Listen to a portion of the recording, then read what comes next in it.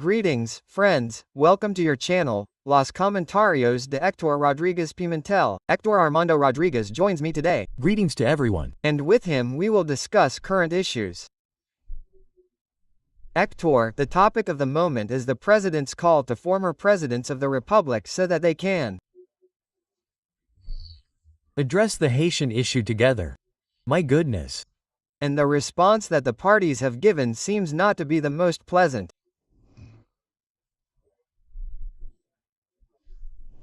Both the PLD and the Fuerza del Pueblo have not openly accepted this invitation from the president and, on the contrary, have responded by criticizing the immigration policy that the president has been implementing with the 15 points that he listed for immigration control.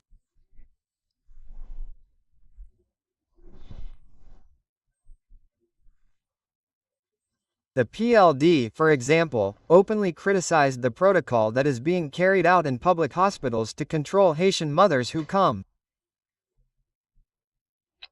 That is to say, one of the most sensitive points, of the 15 points that the president outlined, was the one attacked by the Dominican Liberation Party, who said that these women were being treated inhumanely and their rights were being violated, and that this damaged the image of the Dominican Republic. Hey, how far did the PLD go? So, after that response, I myself have not seen much point in that summit, because if you do not agree with what is being done, why are you going to discuss it with the president? What are you going to do? Although they said, the PLD said that they are going with their own agenda, that they are going with their own proposal. So, if you go already predisposed to a dialogue with your own proposal, and you do not think, of getting out of there, of compromising on anything, then that is not going to be a dialogue, that is going to be pandemonium. They got ahead of themselves there. So, under those conditions, dialogue, what for? What is going to be resolved there? No, that's what I say, the president, maybe that's why he's summoning them, to see if they get themselves into the hole. I'm just saying, Hector, because imagine, well, but then he would have, I think, a hook for the... Yes, but if we look at it from that point of view, then we are based on his statements, because the president made them in good faith, but they got involved in... Exactly. So, we would be admitting, Hector, that it is a political issue, and I think that politics cannot be played with this issue because this is a very serious issue. The most serious issue that has affected the Dominican Republic for many years is not, as of now, the Haitian issue that we have as neighbors in the poorest country in the world. Which is a mess, right? That sees crossing the border to this side as a salvation. So, traditionally, for many years we have not implemented the necessary corrective measures to prevent this border crossing from happening, and now we have a number of Haitians here that, well, we can't even count. Some say 2 million, others say 13, and some say up to 5 million Haitians in the country. And that causes a serious problem in the country, serious from all points of view, of an oversupply of labor that cheapens Dominican labor and displaces it. A health problem, a health budget problem for women in labor, more than 15% of the health budget is used for that. A problem of education, Dominican education, which also uses a large amount of resources in that situation, a problem of overcrowding. Here there are places that are completely Haitian, like the case of Friusa, which Matamosquito proved to be completely Haitian. If there are other communities that we know of on the border that are entirely Haitian, Melissa. And you would say, well, but that happens in other countries, okay, right? With other colonies, but here in the Dominican Republic it is different because we have a history in which we have lived defending ourselves from our neighbor and we even provoked our independence from Haiti. And the island, 2 states on the same island. Yes, and they are countries, Hector, with different customs. A Haitian from all points of view is different from a Dominican. Look, religious point of view, race, language, customs, everything. So how can 2 nations like that coexist? That is impossible. We can be friends, we can help each other, but each one in their own country, because as Dr. Balaguer once said, both Dominicans and Haitians are patriots who love their nation, both nationalists. Nationalists and patriots. Then we can have good relations, but each one in their own territory and in different territories. For example, here we Haitians that we can admit to the Dominican Republic. We can do it like all the countries in the world do. The migration that suits the country. And what is convenient is to have 300,000 Haitians who work in construction, who work in tourism, who work anywhere, but not the excessive amount that we have. Because you see, for example, Hector, that Dominicans, despite the economic growth that the country has had and the development that it has experienced in recent years, despite that, Dominicans still prefer to leave the country, go to the United States, go to Europe.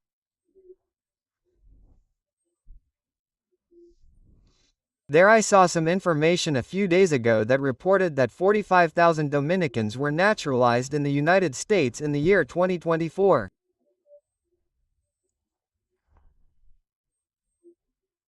Which was the fourth country with the most nationals acquiring U.S. citizenship. What does that mean? That Dominicans continue to migrate. We have a third of Dominicans abroad. We have 2 million in the United States and about 1 million in other countries around the world, Europe, Asia, wherever Dominicans go. They say that there are 1 million more in New York, Hector. So, why is that? Well, Dominicans do not see an improvement in their salaries in their country, because salaries have plummeted. Employment. The salary of employment has plummeted because of the oversupply of cheap labor. The house is full. You go to the store. Before, I thought it was the Chinese who only had Haitian products in their stores here. But I went to Duarte a few days ago. There isn't a single Dominican employed in one of those stores on Duarte. They're all Haitians, and they don't even speak Spanish. I went to a store there a few days ago to buy some pillows, sheets, and towels. It was a huge store that wasn't run by Chinese people. I was surprised because all the employees were Haitian, all of them, and they didn't even speak Spanish. They were newcomers. So, you say, well, what place do those Haitians occupy? What place are those Haitians occupying? The place that Dominican women could occupy in those stores. But if Haitians don't have to pay Social Security, they have to pay them a low salary, they pay them a low salary. Whenever they feel like it, they fire them without any kind of payment. They don't pay rent, they don't pay anything. So, the store owner or the business owner prefers to have that very cheap labor and displaces the Dominican woman. And when they displace her, what are they going to do? I can't look for a job, I'm not an engineer, I'm not a professional. What I can do is work in normal places like stores, businesses and things like that, but Haitians take them, so I can't. Yes, and that has happened not only with jobs, but also with entrepreneurship, which is also a way of supporting people who say, well, I'm not leaving to employ, but I'm going to start a small business. Be informal, I'm going to get a tricycle and I'm going to sell coconuts, fruit on the street, vegetables. But that's already Haitian. Right? The monopoly of coconuts, the motoconchos, which were another way for Dominicans to start a business, that business of theirs. Taxis in Haitian hands. Construction. Buses, construction, tourism. Why are we creating jobs in the East? Fruits. If they are all Haitians. So, what happens to that Haitian? No, he doesn't report his income. Neither he nor his employer reports his income. So, the state doesn't benefit from him. The state doesn't benefit even when they enter the country. And when they are paid, they pay them in cash and they convert that cash into dollars and send it to you as a remittance. At least they should charge a small fee when they enter the country, even if it's legal. Well, then, if the Dominican Republic continues to grow economically, Dominicans will continue to leave the country more because Haitians will continue to fill the jobs. Hector, the invitation from the President of the Republic to a summit, to a symposium, right? To discuss the Haitian issue and the 15 measures already taken.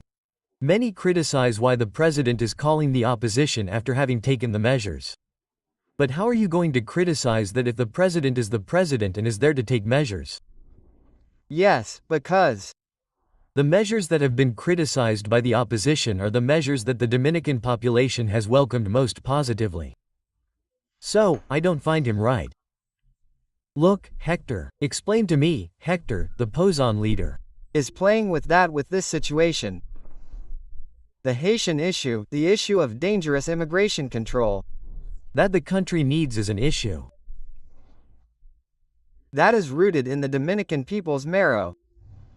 If political parties influence everything, if political parties distance themselves from this issue or go against the people's desires, in that sense, they run the risk of isolating themselves, and if they isolate themselves, that will have a fairly high political and electoral cost for Dominicans, because there will be no options for power against this monster that can grow in power. Because look what happens.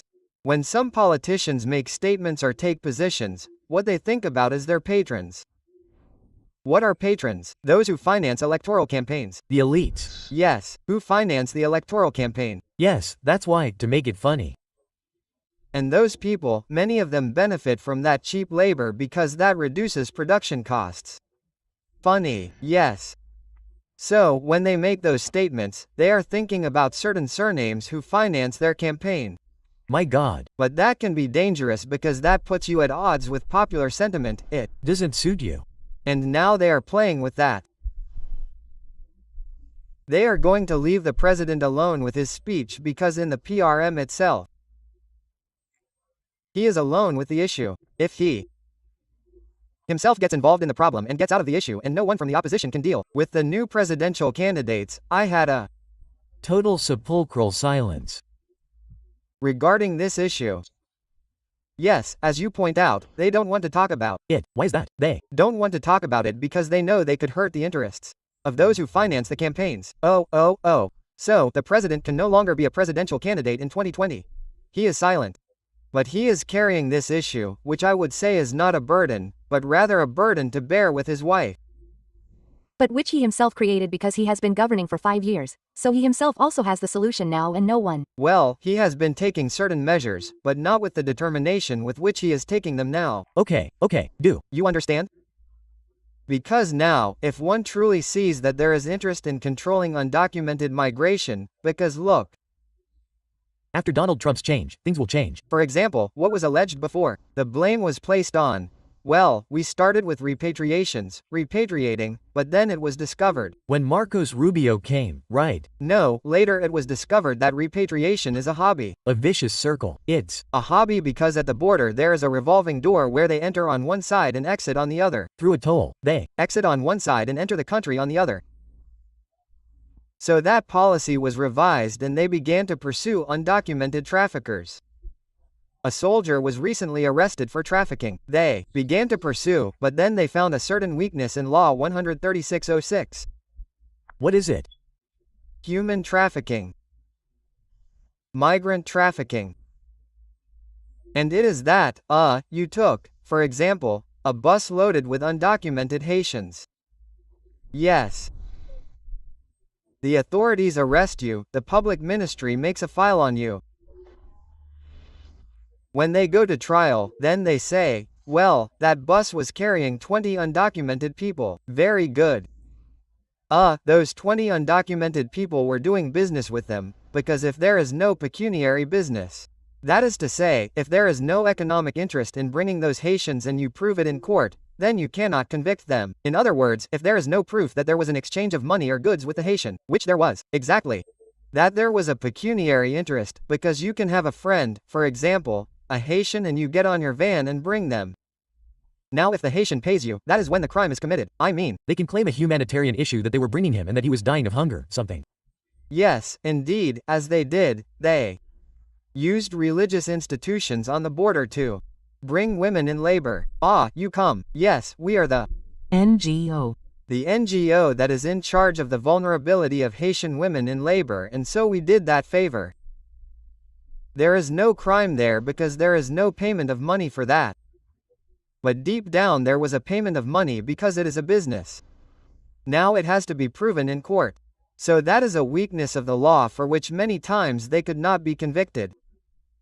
So the president has now sent an amendment to that law to Congress that the Senate has to approve. I see the Senate there this week that is busy naming May 2nd as the Day of National Sovereignty, etc., etc. No, that is not it. Those are formalities.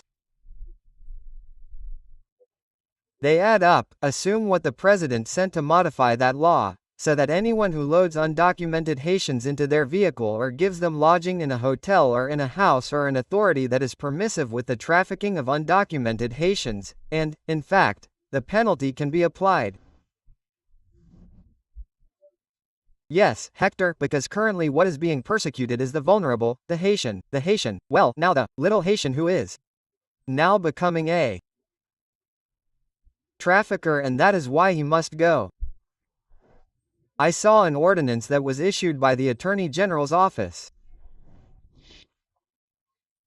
that gives instructions to prosecutors that when they catch a person trafficking with undocumented Haitians, their vehicle is seized. Seize the vehicle. If they are staying in a hotel, seize the hotel. If a motorcycle comes, seize the motorcycle, that is, and also seize the account of the person bringing those people, the account and the goods.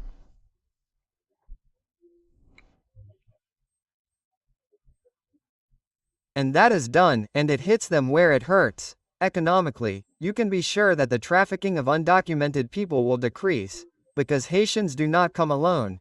They do not come voluntarily, they are brought, they are traded with them, they look for Haitians at the border, they transport them to any province, they take them to a farm to work on the farm, or they take them to a job, to a construction site, or they take them to a hotel and charge for that. 20,000 are being given now, Hector. So, we have to go after the trafficker, the one who takes the Haitian, and you will see that this policy is effective. So, now it has been seen that there is interest, there is a decision by the president to implement that, and he has wanted to call the opposition parties, gentlemen. And the opposition parties, in a serious, very serious way, in a clumsy way, have hesitated to accept that invitation. And I am going to tell these parties something. Hector, what do they want? For them to go back to the past again, so that they do not appreciate the mother and leave the mother to her own free will. Explain that to me. Well, I do not know what you are thinking. I am going to tell the political parties something here. Crow, look. Pay attention, country. The opposition political parties are obligated to support the immigration control measures that the government is implementing. Oblige. And if they do not, they will be removed from the debate. From the debate on an issue, Hector, that will last for many years in the Dominican Republic. We've been here for months, we can't. This is not an issue that's going to go away like what happened with JES, which has already been silenced. Or like issues here that last week and then are forgotten. No, the Haitian issue is going to continue until the elections, and if they move away from that issue, they're going to be speechless. They're going to be speechless, and if the pro-Haitian issue gets stuck, no one can get rid of it. No, indeed, because that pro-Haitian vibe, that smell, some of them have a track record in that regard, is exposed and the people are stalking them. Be careful, this is a very sensitive issue, gentlemen, they're going to be speechless if they don't go to that dialogue and comply with the measures that are being taken for migration control. Oh, my God, how nice. Yes. Because if they don't, people will interpret that these parties are against the national interest. Against the Dominican people. That they are in favor of the dissolution of this nation. And it is a core issue, it is a core issue of Dominican society, its preservation as a nation, and so you can't play around with that. I saw these young guys who were not getting off topic, right? That the Vinchos who were once directors of. No, that's not the issue. Oh, my God. The issue is that these people want strict immigration control, and the opposition parties, if they are with the people, have to support that. They can't be thinking about the patrons, those who finance the campaign, who benefit from it and who, if I say this, won't give me money later. No, if they are thinking about that, they are thinking wrong. They are thinking very badly, so they should reflect, support, and look. Now it is easy to support President Abinader's provisions because President Abinader is no one's competition and he cannot be a candidate in 2020. So, who are they running away from? Well, we do not know, Hector, what the logical political motive is for these unpatriotic decisions. So, the political community is in that dilemma.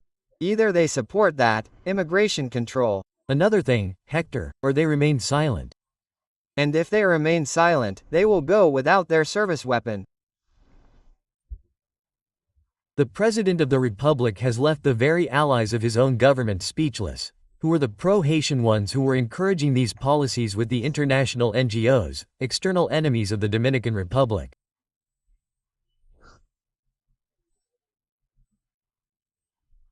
Even these officials who are cloistered in the government of President Luis Abinader are already attacking President Abinader himself because these patriotic and migratory measures in favor of the Dominican people and the sanitation of the country do not coincide.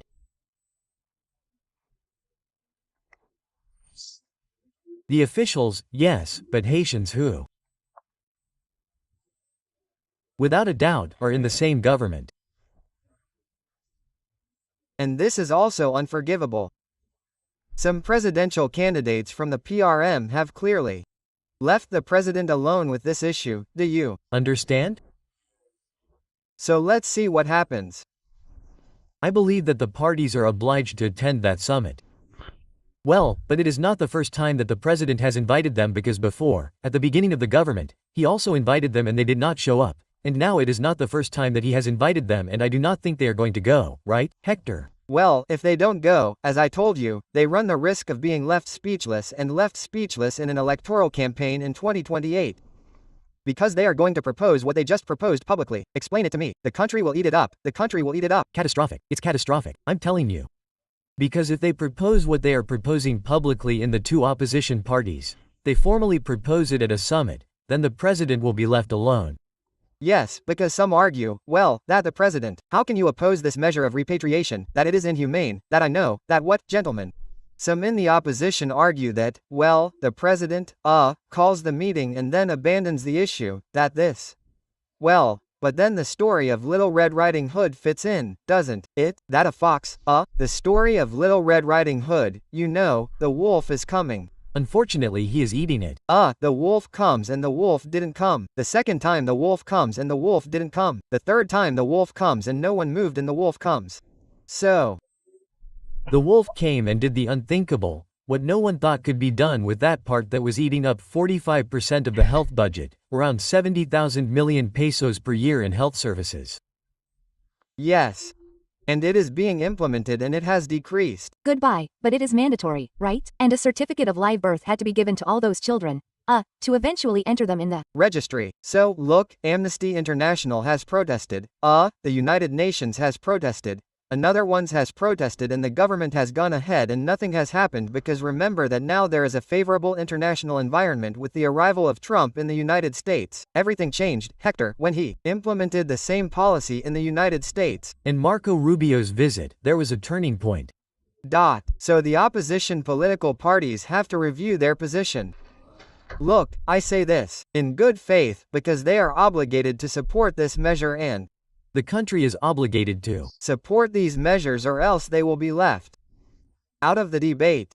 So there it is. Friends, remember to hit the bell so that you subscribe to our channel and that way you will periodically receive our analyses and comments. Hector, thank you for your thanks and keep investigating. And to you. Thank you for tuning in. See you later.